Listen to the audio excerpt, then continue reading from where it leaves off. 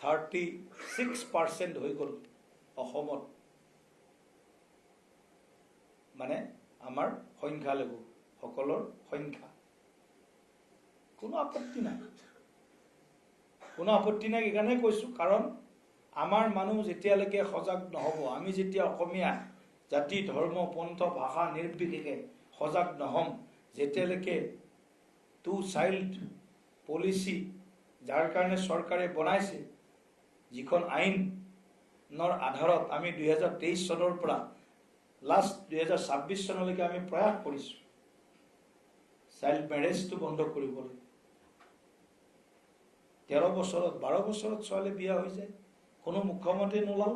Doctor Himanta Biswa Sarma ওলাল যে child marriage এক্টখন, এইখন এক্টখন বহুত, এখন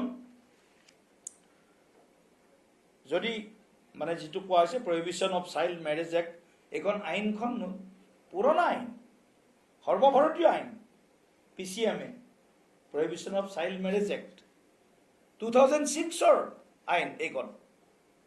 কিন্তু সেই আইনখন কঠোৰভাৱে বলবৎ কৰিব লগা অঞ্চলৰ ভিতৰত, ৰাজ্যৰ ভিতৰত অসমখন আছিল।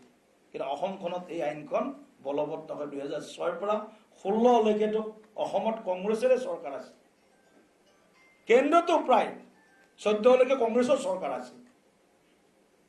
কিন্তু জনসংখ্যা বাঢ়ি যাওক, এইটো কংগ্ৰেছৰ কাৰণে ইনভেষ্টমেণ্ট। যিমান জনসংখ্যা বাঢ়ক, যিমান ভোটাৰ লিষ্টত ভোটাৰ তালিকাত নাম সোমাই যাওক, কংগ্ৰেছৰ কোনো মূৰৰ কামোৰণি নাই, কংগ্ৰেছৰ কোনো আৱেগ নাই, অনুভূতি নাই। কাৰণ কংগ্ৰেছক শাসন লাগে, ক্ষমতা লাগে।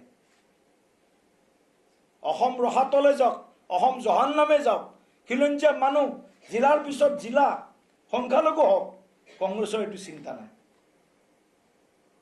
গতিকে এই ধৰণৰ যিবিলাক ঘটনা ঘটাইছে কংগ্ৰেছে, এয়া অসমীয়া ৰাইজে, মই অনুৰোধ কৰিম, ইয়াক সহজভাৱে নিশ্চয় নল'ব। কাৰণ কিয়, অসমৰ যি সমস্যা সংকট, তাৰ কাৰণে আমি বিজেপি চৰকাৰ, ডাবল ইঞ্জিন চৰকাৰ, লাহে লাহে আমি পৰ্যায়ক্ৰমে কিছুমান কথা হাই প্ৰফাইল প্ৰচাৰ কৰিব নোৱাৰে। অসমত ল' প্ৰফাইলৰ দ্বাৰা কিছুমান কাম কৰিব লাগিব। আৰু ল' প্ৰফাইলৰ কাম অসমত আৰম্ভ হৈছে, ভিজিবল হৈছে।